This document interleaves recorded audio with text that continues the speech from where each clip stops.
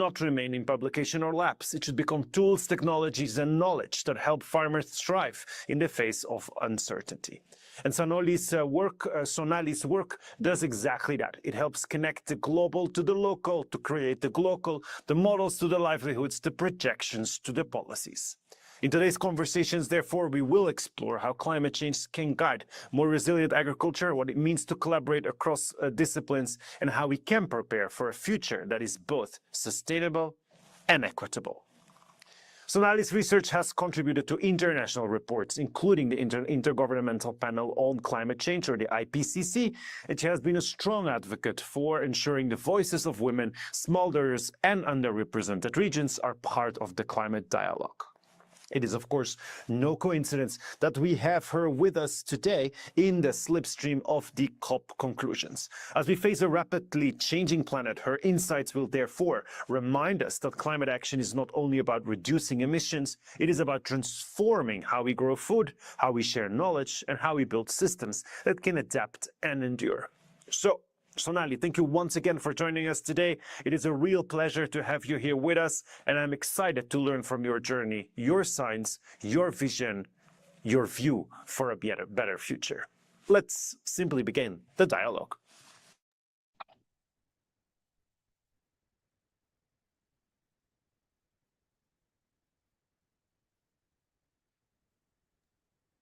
Sonali, over to you. Great. Thank you so much, Bram and Simit, for inviting me to share a little bit of my journey with you all. I'm looking forward to this, and I'm very grateful for the opportunity, and hopefully it inspires someone here today. So I'm going to be presenting a little bit of a different talk than I normally would, reflecting on my own career to date, which I am comfortably mid-career now, and providing some of my experiences on what was important in my journey and helping me get to the point that I'm at. And along the way, I'm going to reflect a little bit on some projects and work that I think reflect the kind of empathy and equity and research that Bram was mentioning earlier. So I'll talk a little bit about how I got where I am and my work on agriculture and climate right now. I want to also talk a little bit about the field and some issues I see as more systemic that keep women and other minority groups behind in the field of environmental research. And then I want to end actually with some new thoughts that I've had on mentorship. So firstly, my trajectory over time. So I did not start anywhere near climate and agriculture. My exposure to science and the field that I'm in was at the undergraduate level. So this is going back to 2003 is when I had started to do active research. And my first project as an undergraduate was through an opportunity that our U.S. National Science Foundation provided called the Research Experience for Undergraduates.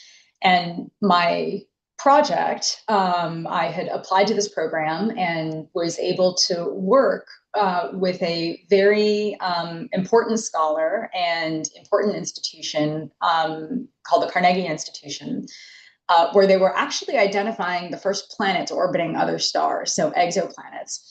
And so this is a picture of the planet that I had studied. There were only a handful that were identified, and this was planet HD 209458b. And my small project was to understand how the atmosphere on this planet circulated heat from its own star, its sun. And it was through that project that I learned some of the basics of atmospheric modeling, even though it wasn't on Earth. And it was a very important entry point to building the kinds of skills and tools that I needed to get to where I am today. And so I offer up this example because I think this experience informed me that it's not just about telling women what they can do, but providing a suite of opportunities so that they can do the things they're able to.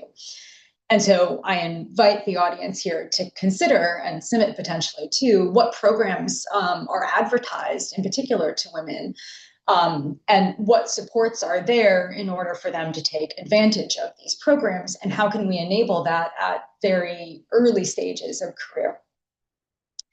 After completing that project on atmospheric modeling, I realized that the same tools that enabled me to look at exoplanets also worked here on Earth. And I started another project that was funded by my own undergraduate university, which was actually New York University. I came here as an undergraduate. And it was through a university program that I was introduced to researchers at NASA that were based just uptown in the NASA Goddard Institute for Space Studies. And they were interested in looking at atmospheric circulation and heat redistribution under paleoclimate conditions, so a time period about 3 million years ago on Earth called the Pliocene. And so this is a figure from some of the work that we had done together, looking at warm climates in the deep past. And I think what was important about this experience is how the university enabled research fellowships that built connections beyond the institution itself. So it's through this opportunity that I had the pleasure of being introduced very early on to the team that would eventually become my PhD advising team at Columbia.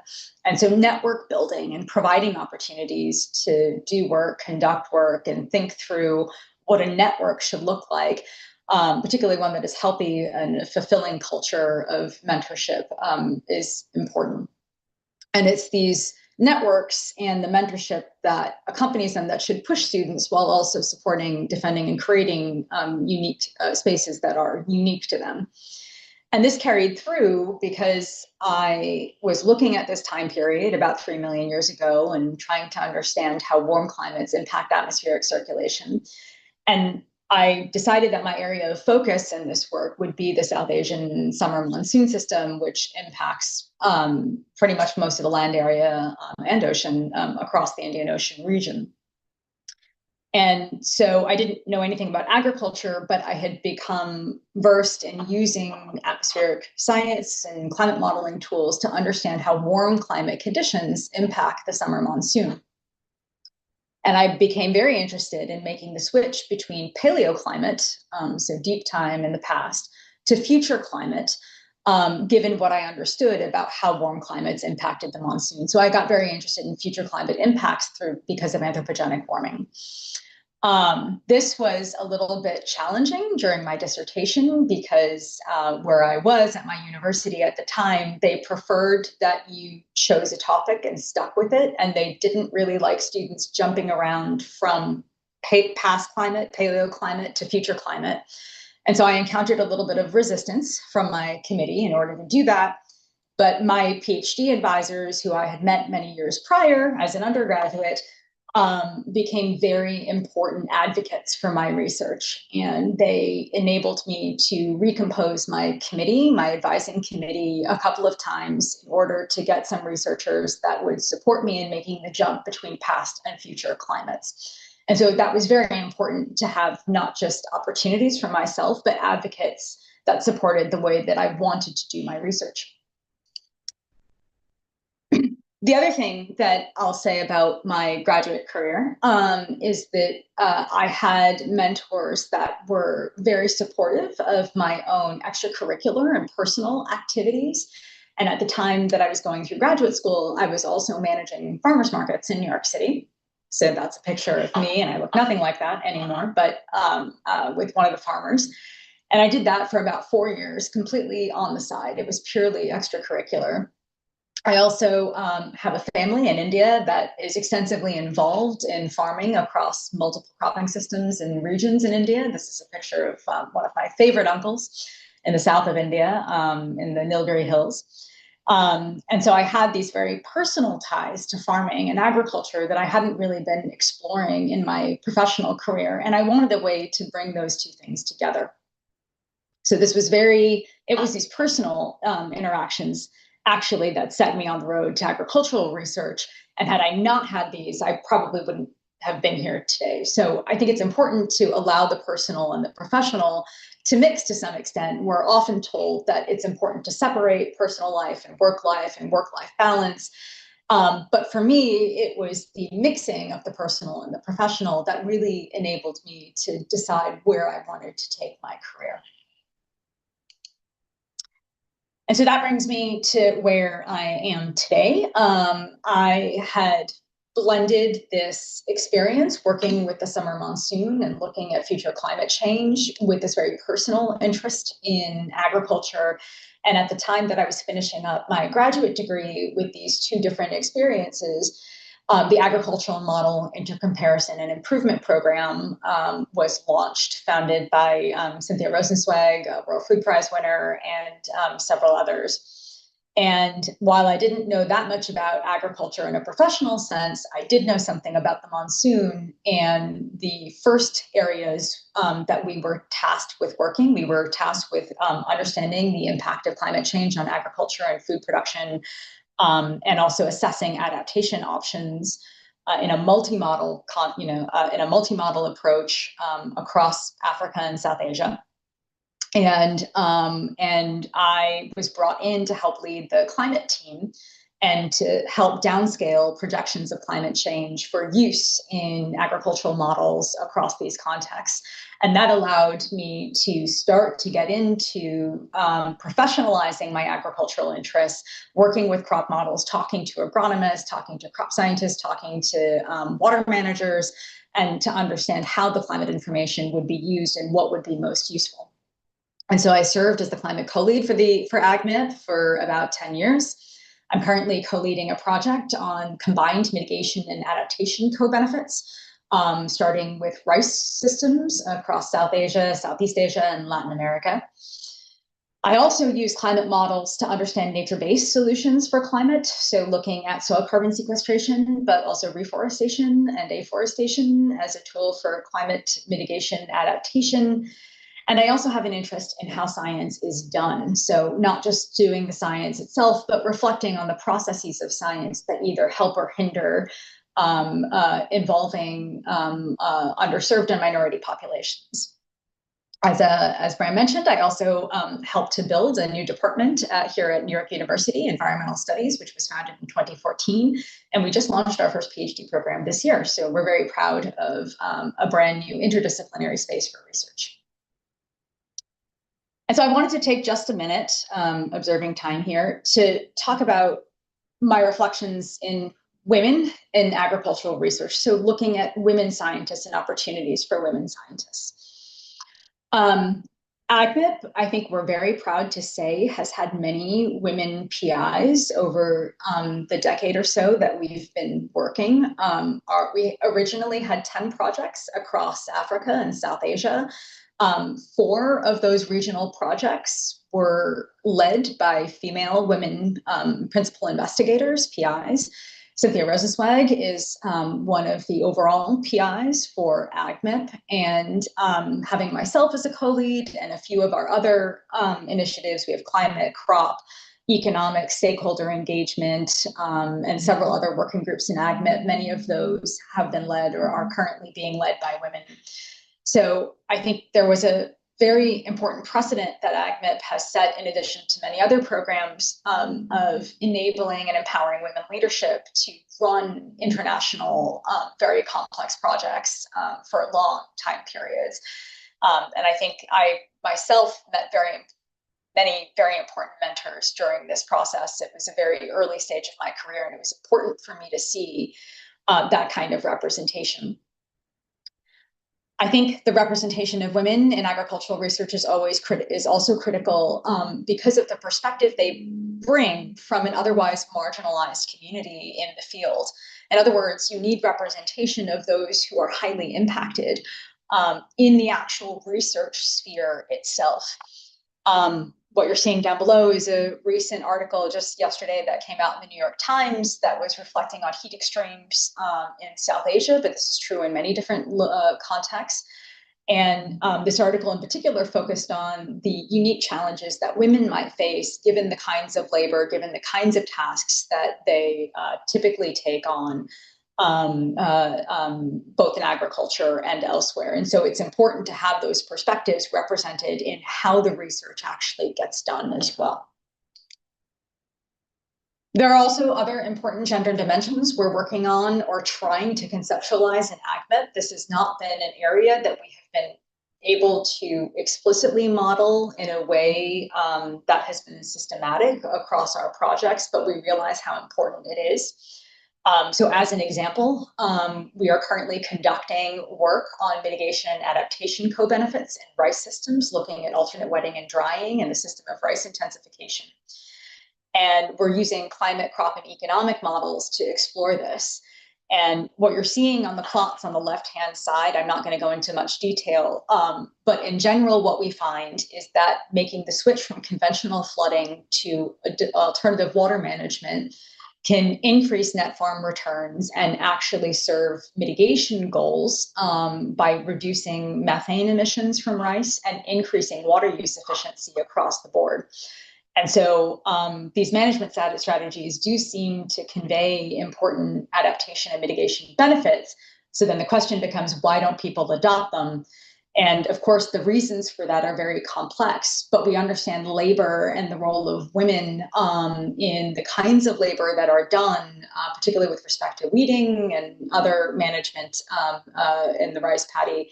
That becomes a very important consideration for equitably distributing, equitably adopting these climate smart management techniques. And so one of the things that we're grappling with right now is that across smallholder cropping systems, women may bear a lot of the work for switching to climate smart agricultural practices, as well as the climate change impacts like heat extremes. So how do we start to move towards sustainable cropping systems in a way that recognizes the gender dimensions and the equitability of adoption? Some other broader research to consider that's being done in the US context is retention and how many women are staying within the field. These are just quick plots. I'm not going to go into them in too much detail, but this was a recent paper that came out that demonstrated that the number of women who actually ascend to higher ranks in geoscience research, including climate and earth sciences where I come from, is much smaller than that of men. In other words, we are starting to train more and more women Ph.D. students, but their representation at the higher ranks of academia, associate professor, full professor, are still lacking. And so it's not just a problem of increasing women at the early career stage or as students, but there are a host of reasons why women don't get promoted as often. And some of this is related to what's considered work, promotable work, right? Oftentimes service, organizational service, departmental building, such as I've done, don't receive that much credit compared to peer-reviewed publications or other kinds of research outputs, but they're no less valuable. And so how do we think about promotion and allowing women to ascend in the ranks so that we get that representation of mentorship? We also have, this is actually under revision right now, so these are very new plots. We've been looking at regional equity in top-tier climate change research, and so these are plots that I'm showing you fresh off the press, where we looked at who is publishing on what contexts.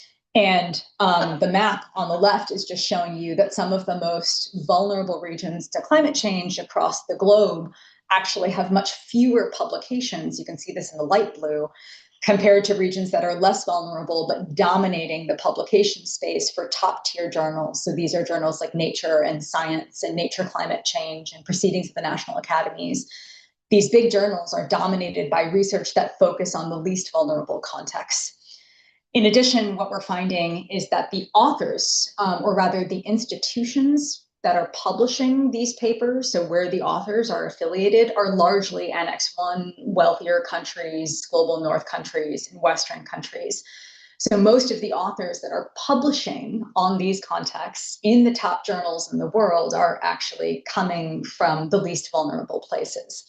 This is not just unique to women, but it suggests that research equity still has a long way to go to ensure that the places that are most impacted by climate change are represented in the actual research that gets cited. this is the kind of research that tends to make much more of a media splash. It tends to also inform proceedings like what's happening in Belém, Brazil at the moment, at the Conference of Parties. So I like to end, I just have 2 minutes left, so I'd like to end with some reflections on mentorship. And for me, this falls into 4 general categories. One, at the very early career stage, we need to recognize student agency. We are in an interdisciplinary department, the department that I'm chairing at the moment. And one interesting thing we've noticed is that social science PhD students tend to publish autonomously. So they're not co-authoring with their advisors, and they have an expectation that they will conduct research that's unique to them and that's led by them. And that's a very different model from the natural sciences in many ways, although we do expect students to be autonomous. But I think there is a little bit of a difference in the way that the natural sciences and social sciences approaches research autonomy, that we might be able to learn from each other a bit more disciplinarily if we were able to mix these models and communicate across disciplines. But students should learn autonomy, accountability, and I should mention that enabling students, particularly female students, to do their own research autonomously can be more intensive for an advisor, particularly if you feel like there's nothing to gain by being an advisor. So we need ways to support advisors in doing this. Early career support is very important as well, too. And this is in publishing, in building collaborations, in networking, in skill building. We need to provide opportunities to transition to these next steps. We also need to be instating good research ethics and equitable norms. I don't think I ever once had a research ethics course in my entire graduate career, and I went to a fairly good graduate school. And I think this is incredibly important in agricultural research and any research, but particularly in research that does focus on the most vulnerable contexts. Both students and mentors, I believe, should be mandated to train and accountable for infringements, and this should be a point of valuation in any funded project. And it's often women and underrepresented minorities that suffer the consequences when these kinds of norms are not instated. And then finally, give and take. At higher levels of advancement, I think women researchers tend to take on more service, particularly if that service is related to increasing equity. But this often gets overlooked in career advancement and progression. And so I think if we can start to understand that women are doing a lot of give and take, they are providing a bit more service, and we can honor that service in their career progression, but also ensure that their time when they're not giving service and they're actually doing research is fully protected. The last slide I'll just quickly review is I've been reflecting a lot because we just launched our own PhD program. We have our first cohort starting this year. And so I've been thinking a lot about what an important guideline for mentorship could be for my students. And we have an exercise that we are doing right now where we're identifying what virtues we believe are important to embody in research and scholarship, including humility and equity and egalitarianism. We talk about our values and what we value in research. What are the key problems that we think are important to be working on?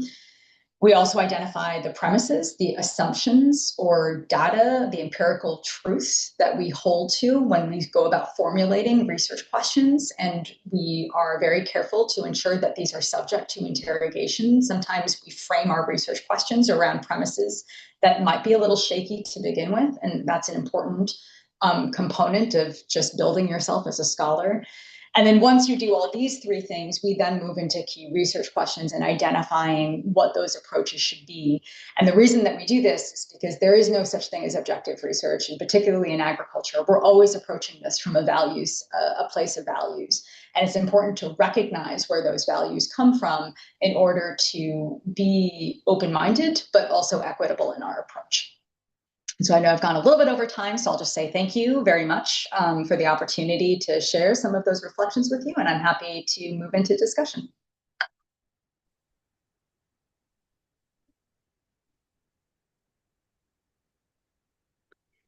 Thank you so much. Oh, yeah, sorry, Jordan. Yes, please go ahead. Thank you so much, Isabel, and hello, everybody. I'm Jordan Chamberlain. I'm an agricultural economist with CIMMYT based in Nairobi, Kenya. And I'm very pleased to interview you, Professor McDermid, for many reasons. First of all, I really like your research. I think you do an admirable job making very complex issues understandable for people like me, who, I'm not a climatologist, but I've really enjoyed reading a lot of the work that you've done and connecting with policy issues in the broader audience that needs to be informed about the policy implications of the science. But I also really gravitate to another aspect of your work. In the sense, my gloss of what I understand of your work is that you're a great integrator of methodological and disciplinary perspectives, and that's something that's important to me and my team, but I think to CIMMYT as well. And so I kind of wanted to start off there. You're trained first as a physicist and then as a climatologist, if I'm not mistaken, but you Yes. do really important work on a range of topics that exceeds the traditional boundaries of those subjects, looking at very policy relevant questions related to agricultural land use, irrigation, other aspects of human activity and how those interact with climate and other kind of environmental outcomes and vice versa. And you've told us a bit about the path that led you there, which has been fascinating. But I'd like to ask you a bit more about how to do good interdisciplinary work. And so I guess I'd frame the question in two parts, if you don't mind. How should we as individual scientists lower the barriers to working with potential colleagues from other areas or from other backgrounds? We can think about that from different ways. And what can we do institutionally or as managers and team leaders to kind of facilitate that process? And again, we do a lot of that already, but we can always do more, right? So I'd love to hear what you have to say about that. Yeah, thank you, Jordan. And that's such a great question. And it occupies so much of my time building this department at this moment. And I wish I had there's so much to say, and I'm still working on a concise response to questions like that. Okay, I think there's this sort of individual research scholar, and then there's the institutional sort of structural aspect to this. So I think individually as a scholar, and there's nothing wrong, I should say, with disciplinary work either. I think that's important and that needs to be done, and you need to set these foundations of understanding.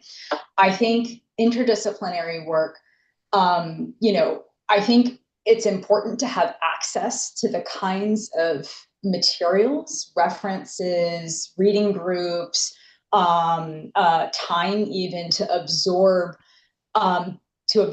literature from other disciplines, right? And to actually have that, to have the time to explore and to understand and to, ask questions, even if they feel very naive, right? You need sort of protected time and safe spaces. And that does kind of start to get into the structural element as a scholar to start looking at how other fields, other disciplines are asking questions. And I think a good way to start individually is to figure out what are those, and this is why I ended with that last slide, what are those research questions, at least I ask myself this, that I feel are the most important, right? Knowing that I may not have all the skill sets myself to explore that question, but identify those questions that I feel are the most pressing and important, and then go read about all the perspectives that are addressing that question, right? Economists are going to have the same questions, but approach that in a very different way from a hydrologist or from, somebody from another discipline.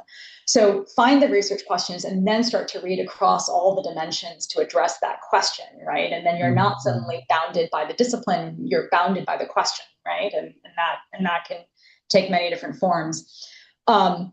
So I think it's in letting yourself explore that intellectual curiosity, being brave enough to sound naive and to ask a stupid question, right? These are important virtues, I think, to embody.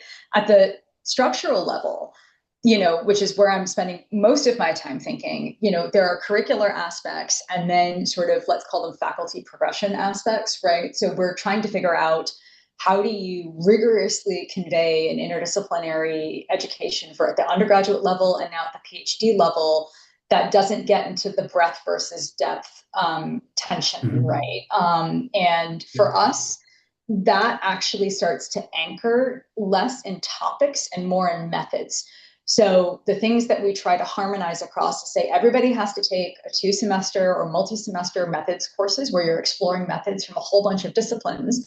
In addition to learning those methods, that could be in ethnography, it could be using models, it could be statistical versus process-based.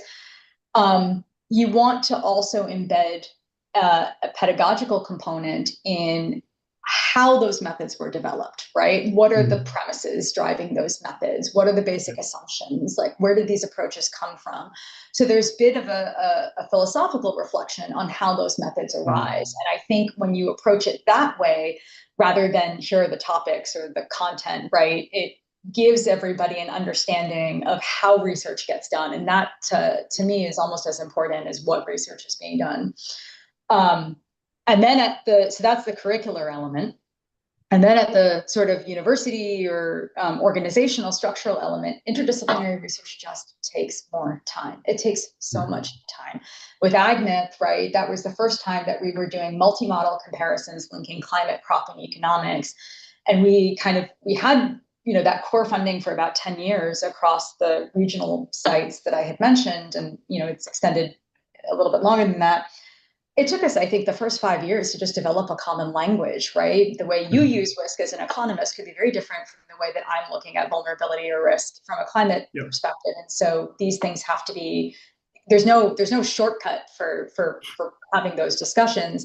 But the problem is, I think, at least I can speak from the university level, the timelines to promotion, to tenure, to milestones in career phases are not really built historically, right? We were very disciplined in the way that we approach things. They're not built to really handle interdisciplinary work, nor are funding cycles built to handle interdisciplinary work.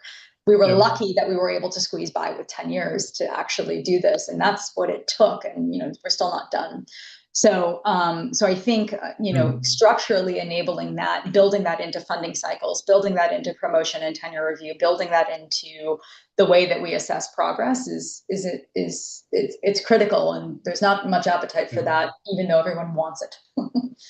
No, I mean, it's clear you have to invest in the things that you want to see come about, right? Right. Maybe just pivoting a little bit, or kind of carrying the same idea of collaboration, but back into the idea of mentorship, which you spoke about really well and highlighted some really important ways for us to see kind of virtuous mentorship. What kind of advice would you give to early career scientists about finding a good mentor? And especially in these kind of interdisciplinary contexts that we find ourselves in.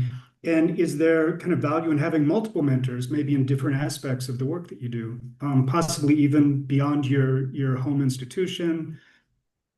Yeah, absolutely. And I think the last part of what you said, Jordan, is the right thing, right? No one person is going to serve as a mentor for all of your needs, right? Particularly if you're running, an interdisciplinary research program, or if that's your goal. So I do think, and there are really good tools out there now on the web, I'm sure you can find them, of just these mentorship trees that you can fill out, and you have someone that's sort of a more career progression mentor, someone who's an intellectual mentor on a particular topic, somebody that's a bit more of a life coach, right?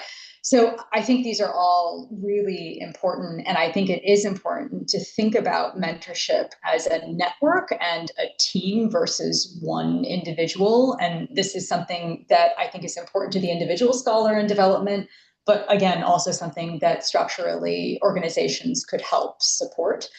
And then beyond that, I think we do need to, I'm hoping the days where you just blindly followed your mentor off whatever proverbial cliff are gone. I do think that it requires a bit of time for structured self-reflection on what it is. And so again, that kind of comes back to my last slide, right? Asking early career scholars, what virtues do they believe are important? What premises do they hold? What are the values that are actually governing the research? What's open to discussion and what's not, right? In terms of those premises. And I think once you have a better idea of what it is you want to accomplish, right, you can better go about establishing a network, of mentors and advisors that that are there to support you versus just falling into somebody's lap, right? Which is typically what tends to happen. But we need to provide the space to do that. Yeah, no, that's great. Fully agreed with that. Maybe I think this will probably be the last question. I have a list of about 100, but Sure, we'll save that for. No worries. I mean, it's kind of related to mentorship, thinking about leadership, which is something that's, you've talked about your trajectory to end up where you are. And leadership, of course, makes many forms, right? Not all of us can or should become program directors or department chairs. But it seems to me that all of us can exercise leadership from wherever we are by, amongst other things, by speaking up and letting our views be heard, by shaping the science discussions, shaping the institutional structures that we work within. And so just thinking about leadership from that perspective, what advice would you give to women and men who struggle with confidence to make their voices heard? And thinking about leadership from that perspective. Yeah, I think such a great question. And, and I should, just a point of background, it's interesting. I'm serving as chair right now, but it wasn't because I aspired to be chair. Because our department is so young and so new, there was literally nobody else at the time that our last chair stepped down. And so I kind of fell into this leadership position out of need and necessity. I was relatively the most senior person, even though I'm actually out of compliance at associate level, being chair at the university. So sometimes you're thrust into leadership positions that you didn't anticipate and didn't necessarily want. I'll say that much. But you find yourself here. And so I can definitely say that I was not confident in my ability to do what I'm doing, particularly in a very rapid stage of growth. I just didn't feel ready. I still don't feel ready.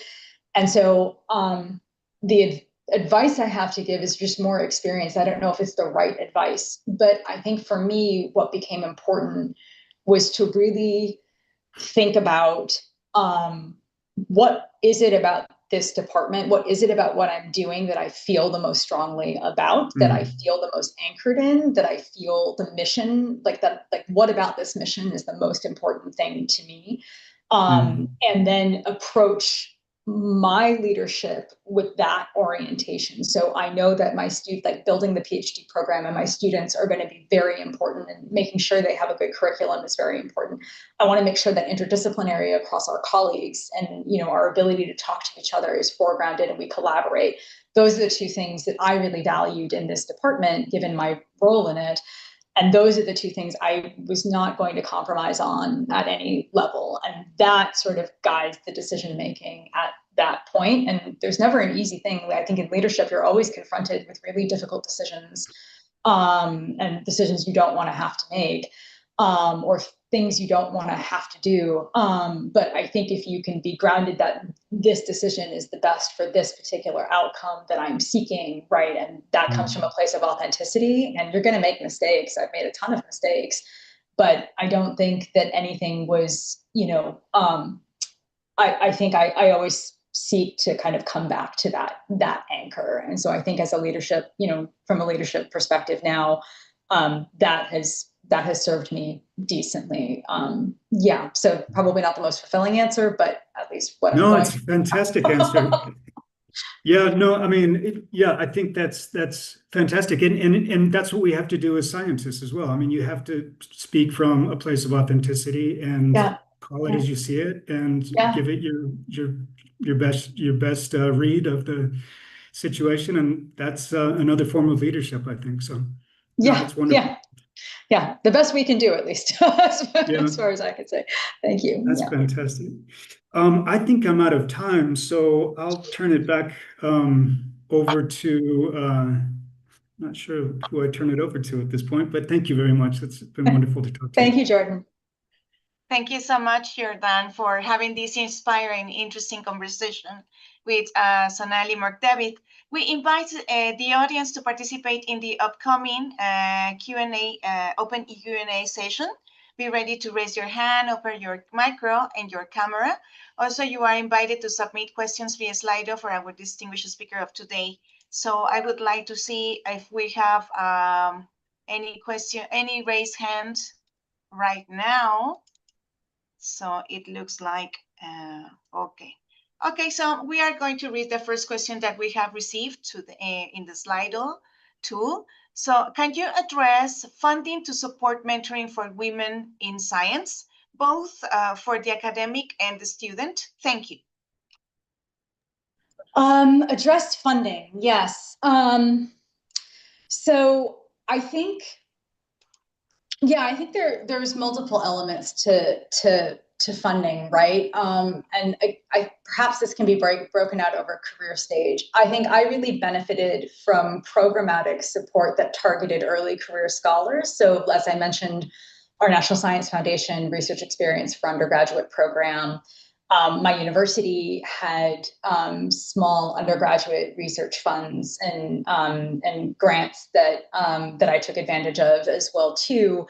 And I should mention, I took advantage of those, not necessarily because I knew of those a priori, but I had professors and mentors who told me about them, right? And so I think, you know, there is actually quite a bit of funding out there, and obviously never enough. But I do think that more can and should be done to try to ensure that women, minority researchers are aware of these opportunities in very targeted ways. So we in the department, for example, have now created a few in-house databases that we circulate to our early career faculty, that we circulate to our students, that we ensure that once a month everyone is briefed on the kinds of opportunities that are available. And then we do have a culture of encouraging each other to try to submit to those calls. So there's a bit of an awareness raising that needs to be done with respect to funding. I think there's things to be said about funding at the larger project level now. So now we move away from students and we start thinking about women PI, you know, principal investigators and mid-career women and underrepresented groups. You know, I think, and again, I can only speak from the US context, but there's still a tendency to award projects to the same kinds of people. I'm sure this happens internationally as well too. And there's a bit of a self-fulfilling prophecy there, right? If you have certain benefits, you know, if there are certain things you benefit from, protected time, right? Access to resources. So I'm thinking, you know, men are typically, you know, white men in the global north. You tend to amass the research publications and the record that then begets more funding, right? Because so these funding agencies are looking to ensure they get a return on their investment, that they have you know, success in the grants they're awarded. They look to the people that have been the most published or the most prolific. Those people get the awards, and then it just becomes this sort of self-fulfilling prophecy, right? And I think that's still, I think there are attempts, really earnest attempts, to break away from those models. I can see that happening at least, you know, in the last, you know, 5-6 years here in the United States.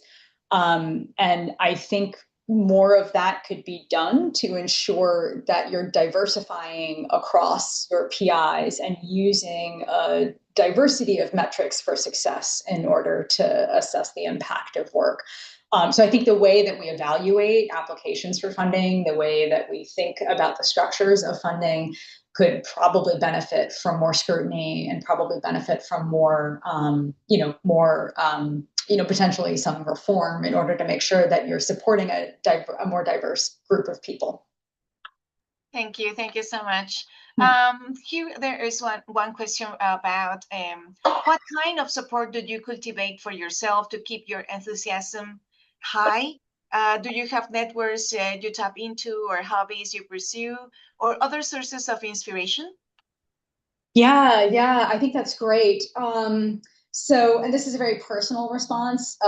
In my current role, unfortunately, my hobbies have been the thing that have taken a backseat. But I think this is purely personal. For me, it's important to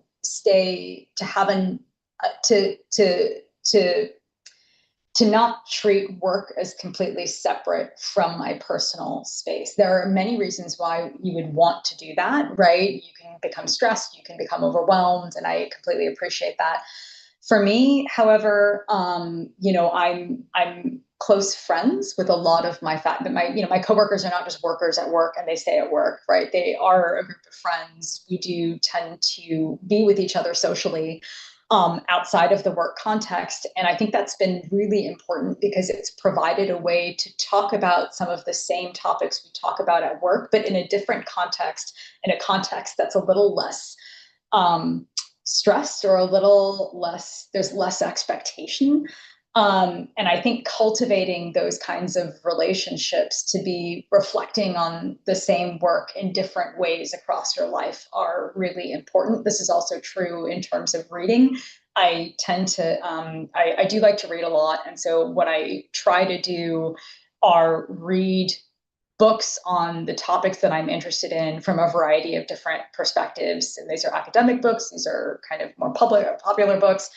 I think it's important to just be, I like to kind of just be immersed in the subject to try to keep up my enthusiasm in different ways of looking at the topic. And for me, that's cultivating social networks that enable talking about that people who want to be talking about these things outside of the work context and ensuring that I'm consuming, literature, I'm consuming, documentaries, whatever it is that explore the work in different ways. I think the criticism of that is that I never quite get away from the work all that much. And my husband is a climate advocate as well too. Works at a climate advocacy nonprofit, so we talk about this all the time. But for me, that works. For me, that's important, and I've recognized that that's important, and that's what I mean. I think it's really key to write down what you value, what is important to you, and find ways to leverage those things around you to keep up your enthusiasm, right? Whether it's directly or indirectly, right? By providing a sense of purpose. But for me, immersion in different ways is really important. Thank you so much, Sonali. Yeah. About your professional development during all this career, Yes. What strategies should be developed for strengthening agriculture science research and development for food security in the global south, dealing or recognizing the importance of the climate change effects? And what is the hardest part of communicating these complex topics to policymakers and general audiences? Yeah. Gosh, I don't think I have a great answer for this because it's still a work in progress. I think one of the challenges so when we started out in AgMep, it had been rarely done, but probably not really done before, where we had intercompared the different crop models at a given site that were calibrated and validated with the same data, right? So we had a harmonized set of models mostly that were ingesting the same climate information that validated fairly well against historical data. And now we were using them for future projections. And not many people or nobody had really done that before in a systematic way when we had started this project. And one of the things we came across very quickly was that the uncertainty across the crop models far outweighed the uncertainty across the climate models, to the point where for some sites we had sign changes about the impact of climate change between very negative and very positive for particular crops. And right away we were confronted with a challenge because we were funded by UK AID, DFID, Department for International Development. This was not a basic science project. This was a project that was intended to involve stakeholders and communicate our results and write policy and informational briefs. And yet here we were sitting with uncertainty brackets that, any policymaker would have called us crazy and decided to just walk away from the whole thing and not engage with us. And I think that communication of uncertainty and what is a prediction versus a projection versus a scenario analysis versus, these are things that I think we haven't solved the perfect way to communicate them. But one thing that we found when we were confronting this issue that is really important to do is ensure that policymakers and stakeholders are engaged from the beginning in this process. So co-development is a word that gets used a lot. I think Simit has been very good at these kinds of strategies as well. But it was important to bring policymakers and stakeholders into the beginning of that modeling process and say, we don't want this to be a black box. Here's what we're doing. Here's why we're doing this. Here are some of the assumptions that are being made. And here's why we're getting to these large uncertainty bounds and we don't have everything figured out. But we do want to make sure that we're representing the things that you care about, right? We do want to make sure that the elements of the system that you have to make decisions on are captured, right? And they're captured to the best of our ability. And I do think that when someone is involved in the process, as opposed to just being thrown the information at the end of the supply chain, when they're involved in the process, they have a little bit more, I guess, empathy for how difficult some of these studies are, and they're just better informed to figure out, well, what do you value in order to make decisions if you don't have perfect information, right? And that's kind of what we're getting at. How do we all, alight on a shared common understanding and make decisions on that common understanding when we know that understanding has holes in it? We know we're not going to get perfect information. And the best thing to do is to try to co-develop that from scratch. And so we're still working on thinking through how to do that appropriately. Stakeholders and policymakers don't have a lot of time. We understand that as well. But I do think that those areas, those folks are understanding a bit more that they need to commit the time and that there needs to be elements of their offices that are interfacing with us. So I think a lot has changed in that respect over the last decade. A lot remains the same, but I think that's one reflection on that kind of communication. Thank you so much for this very interesting reflection. So we are about to conclude our session of today. What words of wisdom could you share with the audience as our takeaway? Gosh, that's a big question. I would say, just following up from the conversation with Jordan, I think it's important to just identify your authenticity, right? And what it is that drives you. And I think it's important to obviously advocate for yourself, but more than that, to start building the networks that enable you to accomplish your goals, and be very strategic about, the ways that you explore who and what resources are available to you. And, I think it's important that we provide early career scholars, women, men, both, and we provide everybody with a sense of agency and a sense of autonomy in exploring the things that are most important to them. And I think if we can do that a bit more, we'll have a workforce that's very, very enthusiastic and very committed to the kinds of questions they'd like to answer. Thank you so much. So on behalf of Dr. Brian Goberts, Director General of CIMMYT, we thank Dr. Sonali McDermid so much for sharing with us your outstanding professional journey. Also, we appreciate Dr. Jordan Chamberlain for having a great and interesting conversation with Sonali. Thank you both for being a catalyst of change. We thank and invite the audience to join the following Catalyst of Change Advancing Equity and Inclusion in Science seminar in 2 weeks. Thank you so much, Sonali. Thank you so much. Have a wonderful day, everybody. Thank you.